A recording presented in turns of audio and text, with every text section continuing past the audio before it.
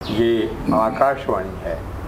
अब आप पंचदेव पांडे से समाचार सुनिए। ये आकाशवाणी पटना है। अब आप महेश कुमार सिन्हा से प्रादेशिक समाचार सुनिए।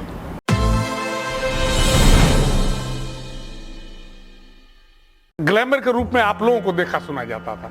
देखा कोई नहीं था, लोग सुनते थे ना, आपके नाम को जानते थे। बलिया से चल के कैसे पहुंचे आप?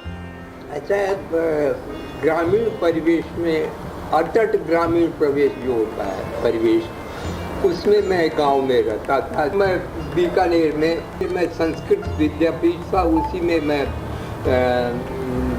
प्रथमा, उसके बाद मध्यमा, जिसको उपाध्याय भी कहते हैं, और फिर शास्त्री, ये तीनों किया। तो हिंदी से एमए करने के बाद मैं फिर नौकरी की तलाश थी। किसी ने कहा कि भाई आज आकाशवाणी में टेस्ट हो रहा है, आप क्यों नहीं जाते हो? मैं गया, कैजुअल अनाउंसर के लिए मैं सेलेक्ट हो गया। घरेलू परिस्थितियों के कारण मैं बनारस ट्रांसफर पर आ गया। बनारस में उस समय कोई प्रोग्राम ज़्यादा ओरिजिनेट नहीं होता था, सिर्फ कृषि जगत होता था। बनारस में मैं इतना स्थापित हो गया कि बच्चा बच्चा मुझे जाने लग गया। फिर न्यूज़ में मैंने शुरू किया। न्यूज़ में हम लोग सिर्फ न्यूज़ पढ़ते ही नहीं है, मूल काम ट्रांसलेशन, स्पीडी ट्रांसलेशन। हफ्ते में कुछ दिन न्यूज़ पढ़ते थे और ज़्यादा दिन हम एडिटिंग का भी काम करते थे। तो मैं और विनोद कश्यप डुएट, पहली न्यूज़ डुएट हिंदी की हम लोगों ने पढ़ी। तो इसके बाद और सब पढ़ते रहे। सुधीर पांडे देवकी नंदन पांडे जी के लड़के हैं, तो उनसे कि भाई ये तुम्हारे भाई पढ़ रहे हैं क्या? तो उन्होंने कहा कि नहीं, मेरे भाई तो नहीं है। पेंटर थे आप, तो कैसे पहुंचे आवाज की दुनिया की तरफ? मेरी इच्छा तो थी कि मैं फ्रांस जाऊं और पेरिस में जाके पेंटिंग सीखूं बाकायदा, लेकिन न तो उतने पैसे थे, आर्थिक स्थिति उतनी अच्छी नहीं थी। पटना में आदरणीय राज कपूर आए, तो उन्होंने क्या हुआ कि किस लिए आए हैं, तो वहाँ पटना के बाकरगंज मोहल्ले में उन्होंने एक आयोजन किया। आषाढ़ का एक दिन, वो हमको याद उपन्यास था। उसी में कुछ डायलॉग्स थे, कुछ 2-3 कलाकारों के बीच, तो उन्होंने दे दिया कि अच्छा ये जो पैराग्राफ है ये तुम पढ़ के सुनाओ। एक बार बहुत ही गिरी आवाज़ में कि जैसे बहुत दुखी, और दूसरी बार गुस्से में, और तीसरी बार एकदम सोए सोए पड़ गया। हमने कहा कि ये पृथ्वीराज कपूर भी कुछ अजब इंसान ही होता है, लेकिन मैंने कोशिश की, मैंने पढ़ दिया। उसके बाद मैं घर चला गया। दूसरे दिन मालूम हुआ कि मैं चुन लिया गया हूँ और पृथ्वीराज कपूर परसों मुंबई लौटेंगे, तो अपने आर्टिस्टों को लेते जाएंगे। मेरे घर में बहुत इसका विरोध हुआ। पिताजी बहुत उदार विचारों वाले थे, तो उन्होंने कहा कि नहीं, इसका शौक़ है तो इसको जाने दो। तो लिहाजा मैं पृथ्वीराज कपूर के साथ चला गया मुंबई, और पृथ्वी थिएटर्स का एक बाकायदा सदस्य हो गया। उस समय मुंबई में एक खुशरू लॉज हुआ करता था, तो वहीं पृथ्वी थिएटर्स था, उसी में रहने भी लगा। और 5 वर्षों तक मैं पृथ्वी थिएटर्स का सदस्य रहा। उसमें एक लाभ मुझे, मैं समझता हूँ आज भी कि मुझे लाभ मिला कि भारतवर्ष के लगभग हर शहर में पृथ्वी थिएटर्स का कोई ना कोई नाटक होता था, और उसमें मुझे स्टैंड बाई आर्टिस्ट के रूप में एक दूसरे का डायलॉग सारे याद करके, और जैसे मैंने वो बीमार पड़ गया या किसी कारण से वो कुछ हुआ तो मुझे भेज दिया जाता था। सबने देखा होगा उस फिल्म को, वो भोजपुरी फिल्म है गंगा मैया तो है पियरी चढ़ी वो। तो उसमें मुझे अचानक एक रोल मिल गया। गांव का एक मुंशी है जो बैठा रहता है, जो हमेशा खाली मक्खी हटाता रहता है, तो वो रोल मुझे मिल गया। तो मेरा मेकअप वगैरह हुआ। पहली बार मैंने मेकअप कैसे, मैंने एक जो जवान आदमी को उसको थोड़ा बूढ़ा कैसे बनाया जाता है, उसकी अनुभूति हुई। और वो रोल मुझे मिला। नृत्य भी सीखा, लेकिन मेरे अंदर जो पेंटर बनने की इच्छा थी वो बनी हुई थी। तो आकाशवाणी में कैसे आना हुआ? तो वही तो बता रहा हूँ ना। तो मैं शुरू में आकाशवाणी में बच्चों के कार्यक्रम में जब छोटा था मैं जाता था, अपने बचत के पैसे से एक छोटा सा रिकॉर्डर खरीदा और गाने और लोग गाता है रिकॉर्ड कर लेता।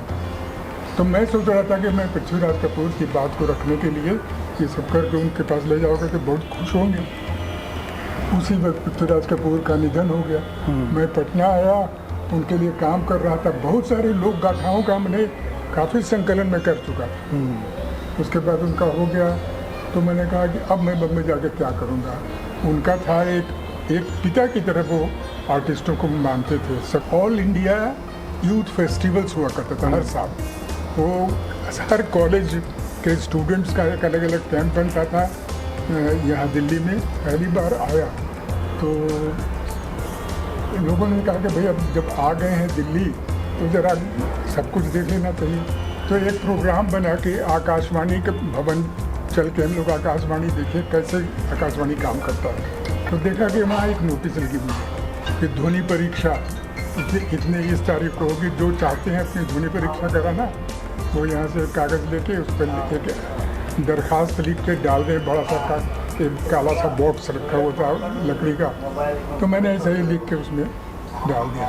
फिर मैं पटना लौट गया, भूल गया। लेकिन 10 दिन के बाद ही एक पत्र मुझे आता है आकाशवाणी दिल्ली से कि ध्वनि परीक्षा फला तारीख को होगी, आपको आने जाने का खर्च तो नहीं मिलेगा, अपने खर्चे से आना होगा यहाँ कर। तो वहाँ मैं गया तो मैं अवाक हो गया देख के कि उस इंटरव्यू बोर्ड जो था उसके अध्यक्ष थे रामधारी सिंह दिनकर, जो मेरे पटना में मेरे घर के बगल में रहते थे और मैं उनको चाचा जी कहकर पुकारता था, वो मुझे पहचानते थे। तो उन्होंने देख के मुस्कुरा के कहा भी कि अच्छा ध्वनि परीक्षा के लिए आए हो। इसके बाद लेकिन उन दिनों था मैं जवान था और आवाज़ भी मेरी अच्छी मानी जाती थी। तो मेरा सिलेक्शन हो गया।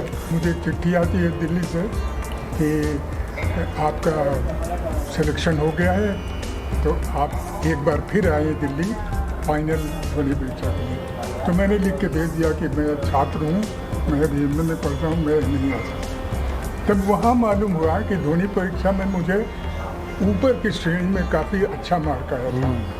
तो फिर एक पत्र आया कि नहीं आपकी नियुक्ति मुंबई में एक नया कार्यक्रम शुरू किया है आकाशवाणी में, विविध भारती। तो विविध भारती शुरू हो गया है, उसमें आपको कार्यक्रम उद्घोषक के रूप में, प्रोग्राम अनाउंसर के रूप में आपको। मैं अकेला था और मैं सोचता था कि चलो ये मौका है तो चला जाता हूँ। तो एमए की परीक्षा दे के तो मैं तो उन दिनों कमल शर्मा भी थे क्या वहाँ? हाँ? कमल शर्मा भी थे? हाँ, कमल शर्मा थे। अच्छा। हाँ। तो मैं चला गया वहाँ विविध भारती में, उद्घोषणा भी करने लगा। लेकिन पता नहीं वहाँ का कुछ जीवन ऐसा था कि मुझे बहुत मजा अच्छा नहीं लगा।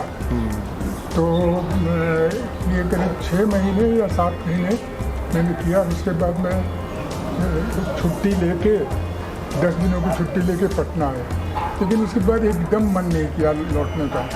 तो मैंने लिख के मैंने वो आदरणीय महानिदेशक को लिख के भेज दिया कि मैं अपने को वहाँ ठीक नहीं पाता हूँ तो इसलिए छोड़ दूँगा। तो जवाब में आया कि पटना में एक कार्यक्रम उद्घोषक की जगह रिक्त है, बड़े नेता का निधन हो उसी समय और अभी 5 मिनट समाचार बाकी है। तो जल्दी जल्दी वो एडिटर लिखता है उसको, एक तो घिसट के जल्दी, अब टाइम नहीं कि टाइप हो ये हो, दौड़ के जाता है स्टूडियो में। तो स्टूडियो गार्ड खड़ा रहता है, वो धीरे से आवाज़ नहीं हो उसको जाके आँख के सामने दे दिया और वो तुरंत पढ़ता है। अभी अभी समाचार मिला है कि श्री जगजीवन राम जी का देहांत हो गया है। मैंने पढ़ दिया। पढ़ने के बाद प्रधानमंत्री उस समय राजीव गांधी थे, वो एयरपोर्ट पर पहुंचे थे विदेश जाने के लिए। ये समाचार सुनते ही उन्होंने अपनी यात्रा स्थगित कर दी। और फिर थोड़ी ही देर बाद चालू हुआ, ये रिग्रेट चालू हो गया कि हम खेद है कि ये समाचार हमने गलत प्रसारित किया। स्टूडियो में पढ़ रहे थे, पैर ठंडा लगा तो नीचे देखा कि पानी भर रहा है स्टूडियो में। तो इसमें रेडियो में रूल है कि अनरिटन कुछ भी माइक पर नहीं जाएगा। और मैं इतना ये हो गया कि मैंने कहा इन समाचारों के पढ़ने के समय आकाशवाणी पटना के स्टूडियो में बाढ़ के पानी का प्रवेश शुरू हो गया है। हाँ। अपने मन से कह दिया। बोल दिया। हाँ। तो ड्यूटी ऑफिसर ने मेरे खिलाफ एक काफ़ी बड़ा नोट भेज दिया दिल्ली। हाँ।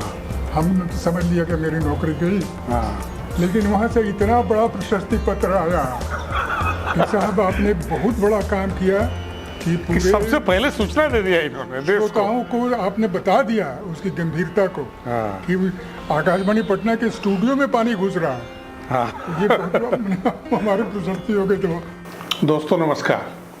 तो ये बातें आपने सुना पंचदेव पांडे और महेश कुमार सिन्हा की, जो एक पटना तो एक वाराणसी में बड़े जाने माने न्यूज रीडर थे, और हम बचपन में उनकी खबरें, उनकी बोली हुई खबरें सुना करते थे।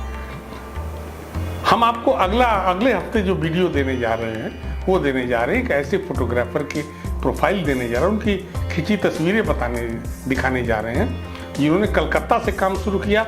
बाद में वो चले गए यूनाइटेड अरब एमिरेट्स और वहाँ के बहुत बड़े अखबार में बतौर न्यूज़ फोटोग्राफर ज्वाइन किए और फोटो एडिटर के रूप में लंबे समय तक उन्होंने अपनी सेवाएं दी। अब वो रिटायर हो गए हैं और अब कलकत्ता में रहते हैं। धन्यवाद, नमस्कार।